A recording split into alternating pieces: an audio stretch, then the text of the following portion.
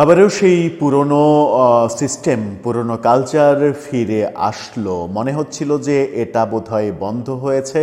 পুলিশের কাজ পুলিশ করবে, জনতার কাজ যেটা নয় সেটা জনতা করবে না। কিন্তু মিরপুরে আজকে, ঢাকার মিরপুরে আজকে দেখা গেল এনসিপি নেতারা আওয়ামী লীগের এক নেত্রীর বাড়িতে গেলেন পুলিশ সাথে নিয়ে, এবং সেখানে হলো ব্যাপক গণ্ডগোল, সংঘর্ষের ঘটনা ঘটল এবং এনসিপির ৬ নেতা আহত হলেন, মার খেলেন, হাসপাতালে গেলেন।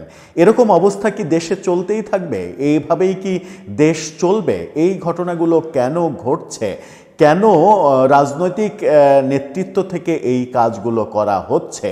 যে কাজগুলো পুলিশের, সেই কাজগুলো পুলিশকে কেন করতে দেয়া হচ্ছে না স্বাধীনভাবে?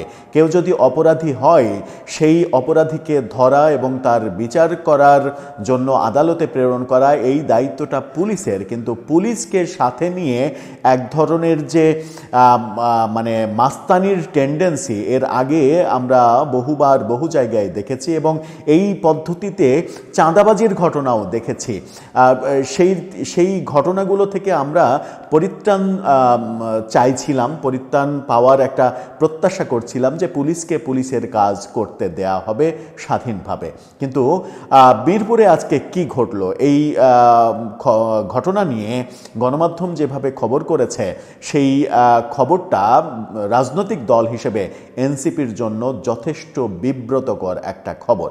কি হলো মিরপুরে, চলুন একটু জেনে দেখি গণমাধ্যম কি বলছে সেই খবর বিশ্লেষণ করে। থাকবেন পলিটিক্স টিভির নিয়মিত আয়োজনে।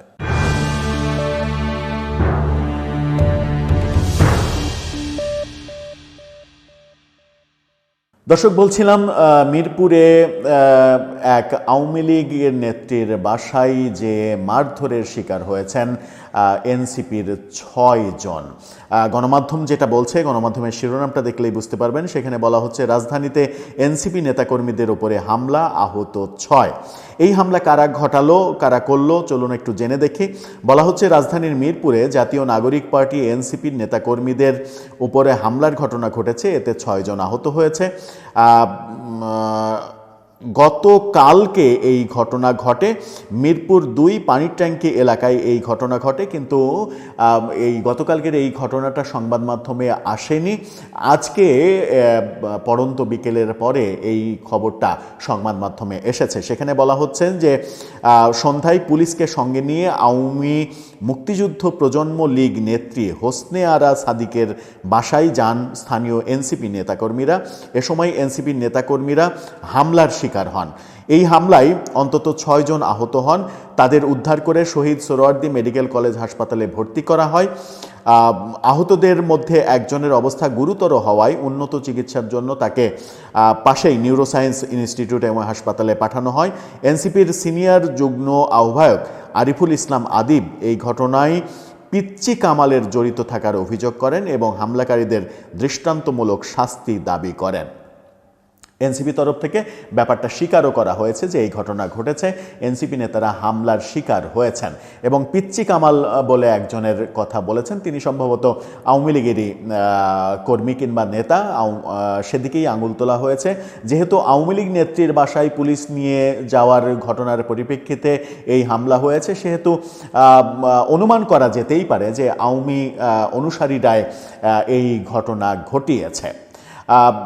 এই হামলায় যারা অংশগ্রহণ করেছে, যারা হামলা করেছে, তাদের অবশ্যই বিচারের মুখোমুখি করতে হবে। কিন্তু এখানে একটা প্রশ্ন হচ্ছে যে আওয়ামী লীগের এই নেত্রীর বাসায় এনসিপি নেতারা কি করছিলেন? তারা কেন যাবেন সেখানে? এনসিপি নেতাদের কি কাজ কোনো আওয়ামী লীগের বাসায় যাওয়া কিংবা কাউকে মানে ফিজিক্যালি যে পুলিশকে সাথে নিয়ে পুলিশকে বাধ্য করা যে একে ধরেন, একে অ্যারেস্ট করেন, এই কাজগুলো কি এনসিপির? মানে এখনও নির্বাচন যখন একেবারে তফসিল ঘোষণার পরে নির্বাচনের মনোনয়নপত্র জমা দেওয়ার মাত্র যখন আর 7 দিন বাকি আছে, তখনও যদি এই কর্মকাণ্ডগুলো রাজনৈতিক দলের পক্ষ থেকে করা হয়, তাহলে নির্বাচন নির্বাচনটা নিয়ে তাদের ভাবনা কি? নির্বাচন নিয়ে এখন তো ভাবার কথা। যদি কেউ অপরাধী হয়, আপনি সর্বোচ্চ যে কাজটা করতে পারেন সেটা হচ্ছে যে যদি কেউ অপরাধী হয় সেই অপরাধীর তথ্যটা আপনি পুলিশকে ফোনে জানিয়ে দিতে পারেন যে এই হচ্ছে অপরাধীর তথ্য। আরও সর্বোচ্চ আপনি জানিয়ে দিলে আপনার যে সোর্স, সেই সোর্স ব্যবহার করে বলতে পারেন যে এখন বাসায় আছে কিংবা এখন অমুক জায়গায় আছে, আপনারা যেতে পারেন। কিন্তু পুলিশের সাথে তারা যাবেন কেন? পুলিশের সাথে কি তাদের যাওয়ার কথা? আমার মনে হয় যে কথা নয়। এর আগেও আমরা দেখেছি পুলিশকে সাথে নিয়ে গুলশানে এক আওয়ামী সাবেক এমপি, সম্ভবত তার নাম শাম্মী, তার বাসায় যে চাঁদাবাজির ঘটনাটা ঘটলো, 40 লক্ষ টাকার চাঁদাবাজির ঘটনা, তারপরে তো ব্যাপারগুলো তোলপাড় হলো। এই ঘটনা থেকেও তো আমার মনে হয় যে তখন এনসিপিকে দোষারোপ করেছে অনেকে বৈষম্যবিরোধী আন্দোলনকে দোষারোপ করেছে। তারপরে আমরা দেখেছি বৈষম্যবিরোধী আন্দোলনের সারা দেশের কমিটি স্থগিত করে দেওয়ার মতো পরিবেশ হয়েছে এবং তারা বাধ্য হয়েছে সারা দেশের কমিটি স্থগিত করে দিতে। সেরকম ঘটনার পুনরাবৃত্তি আবার হবে এবং এবার যেটা হলো সেটা কি এনসিপির জন্য সম্মানজনক কিছু হলো? অবশ্যই সম্মানজনক কিছু হলো না।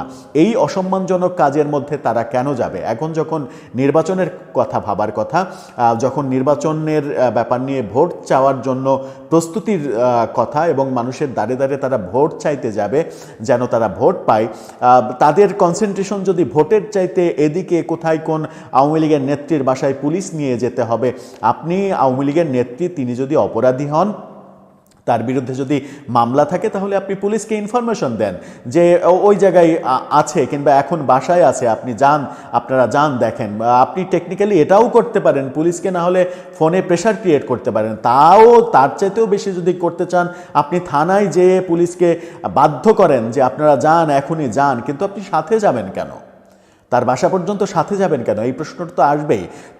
আপনাদের উপরে হামলা যারা করেছে তাদের অবশ্যই বিচার করতে হবে, কিন্তু তার আগে এই প্রশ্নের জবাবও তো বোধহয় রাজনৈতিক জবাবদিহিতার জায়গা থেকে আপনাদেরকে সেই জবাবদিহির আওতায় আসতে হবে, নিজেদের প্রয়োজনেই আসতে হবে যে এই কাজ কি আপনাদের? আমার মনে হয় যে এই কাজ আপনাদের না, এখনও আপনারা ভুল পথে আছেন। আপনাদের দলকে নিয়ে মানুষ যে প্রত্যাশা করতে চায় কিংবা স্বপ্ন দেখতে চায়, নতুন রাজনৈতিক বন্দোবস্ত তৈরি করতে চায় বাংলাদেশে, যারা বিএনপি আওয়ামী লীগের মানে ওই দুই দল পছন্দ করেন না, যারা একটা তৃতীয় জায়গা চান, আস্থার একটা জায়গা চান, তারা আপনাদেরকে নিয়ে স্বপ্ন দেখে। তাদের স্বপ্নগুলো এভাবে ধূলিসাৎ করে দিচ্ছেন আপনারা। এটা কতটা ওয়াইজ ডিসিশন হচ্ছে আমার মনে হয় যে ভেবে দেখা উচিত। দর্শক, আপনার কি মনে হয়?